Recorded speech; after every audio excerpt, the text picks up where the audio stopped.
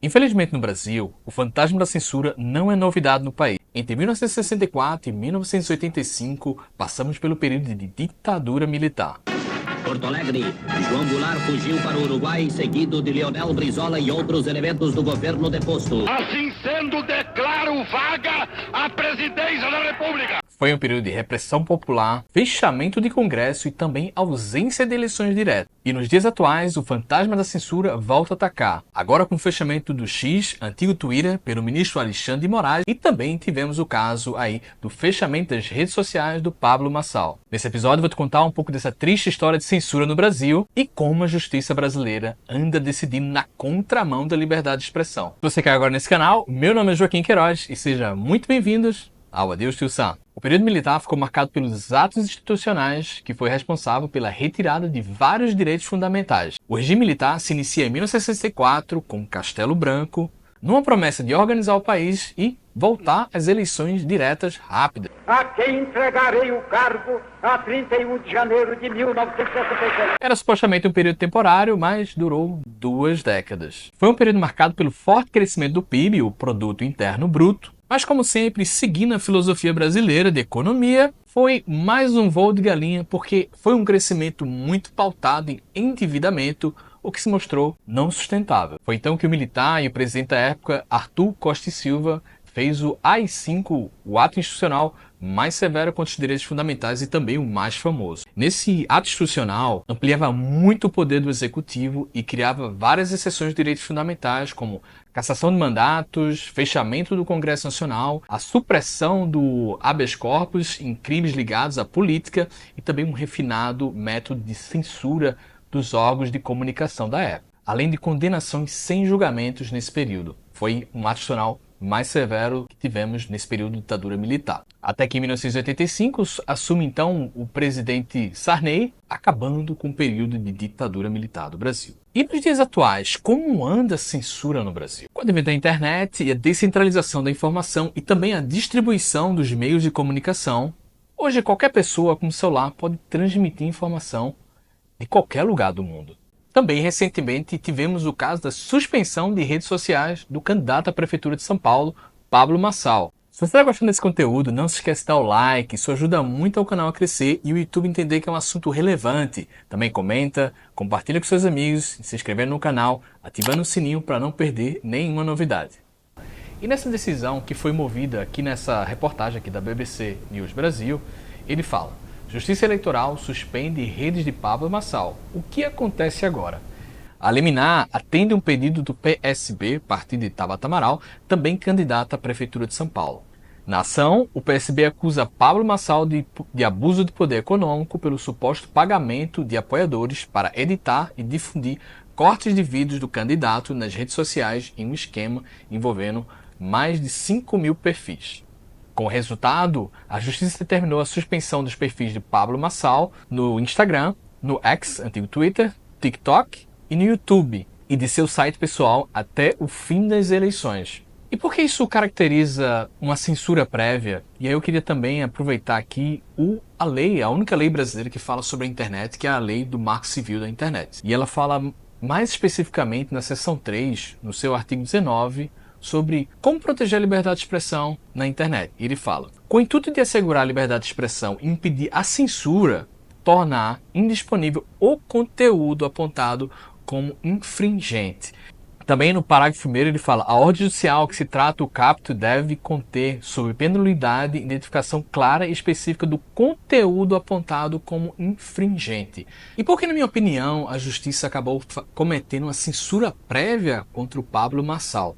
Seja você goste ou não do Pablo Marçal, eu tenho minhas ressalvas em relação ao candidato de São Paulo, mas vamos focar aqui na questão da liberdade de expressão. Como a própria lei diz do Marco Civil da Internet, no seu artigo 18, ele fala que o juiz ele pode retirar o conteúdo se o conteúdo ele for contra a lei. Então, a partir do momento que a juíza, em caráter liminar, ela retira todas as redes sociais, porque a partir de agora não haverá mais conteúdo, porque ele não tem nem sequer mais contas. Contudo, acredito que houve muita comoção por conta dessa censura prévia, acabando retirando as redes sociais do Pablo Marçal, e agora ele está despontando aí em primeiro lugar, tendo uma grande chance aí de ser o prefeito de São Paulo. E outro caso que chamou bastante atenção no Brasil em relação à liberdade de expressão e à censura foi o caso do fechamento do X pelo ministro Alexandre de Moraes. Eu queria nessa parte falar um pouco como é que o ministro está conseguindo driblar a liberdade de expressão e eu vou tentar explicar um pouquinho mais para vocês.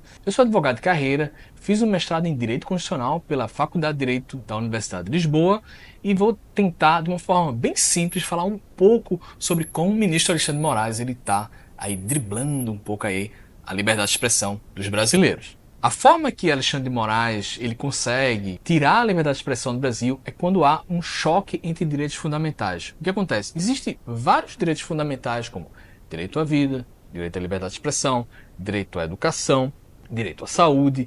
Então, entre vários direitos fundamentais inerentes à pessoa, o problema é que a Constituição ele não estabelece uma hierarquia, ou seja, não existe um peso para cada direito fundamental. Não existe a direito à vida ele tem um nível número 10, a liberdade de expressão é nível 7, o direito à privacidade é 8.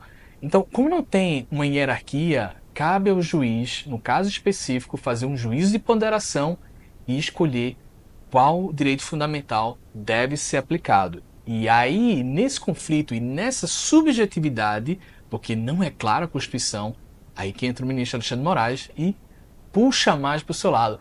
Principalmente hoje em dia, quando a gente vê a Suprema Corte Brasileira muito politizada e decidindo aí muito com os partidos políticos. Infelizmente, o que não deveria acontecer.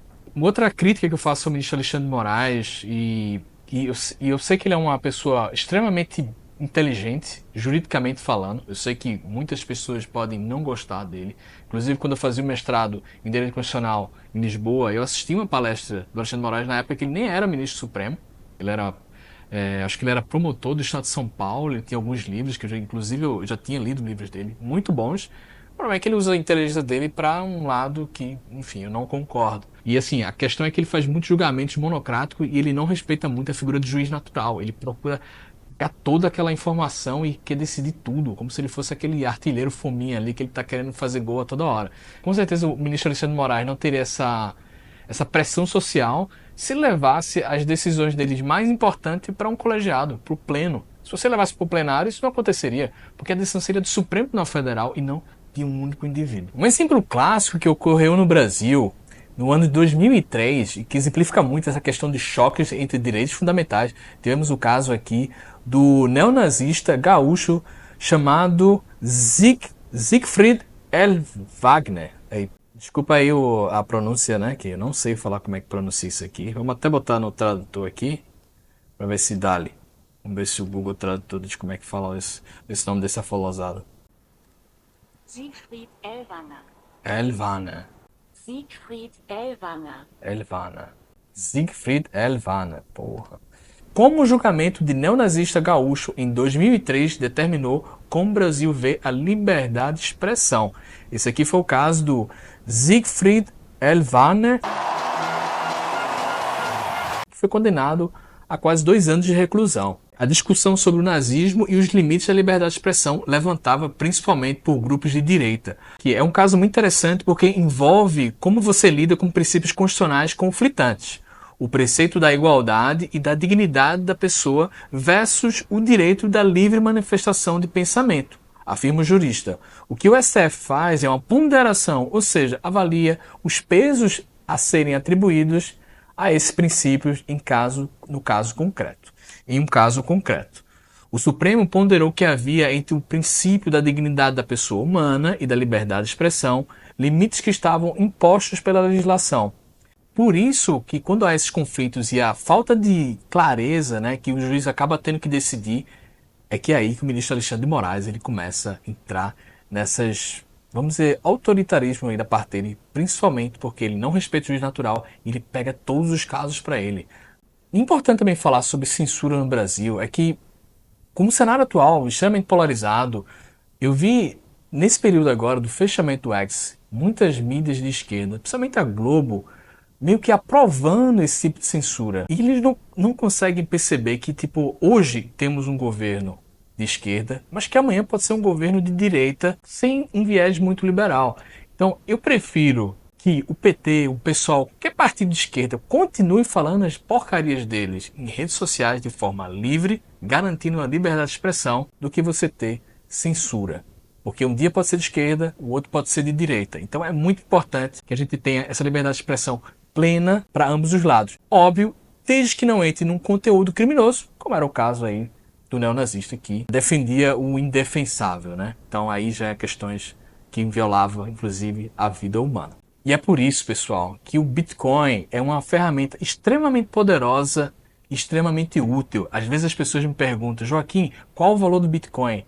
E aí eu pergunto para você, qual o valor da sua liberdade? O Bitcoin ele é uma ferramenta descentralizada, sem um controle estatal e nenhum controle de ninguém. Ele é um código aberto, ele está em todos os lugares. O ministro Supremo Tribunal Federal, seja o Alexandre de Moraes, seja o plenário, seja qualquer um, ninguém pode censurar o Bitcoin. Por isso que é imprescindível que as pessoas comecem a visualizar o Bitcoin como uma ferramenta de liberdade e não simplesmente de especular financeiramente. É isso aí, pessoal. Espero que você tenha gostado desse episódio. Foi um prazer estar aqui com vocês e até uma próxima.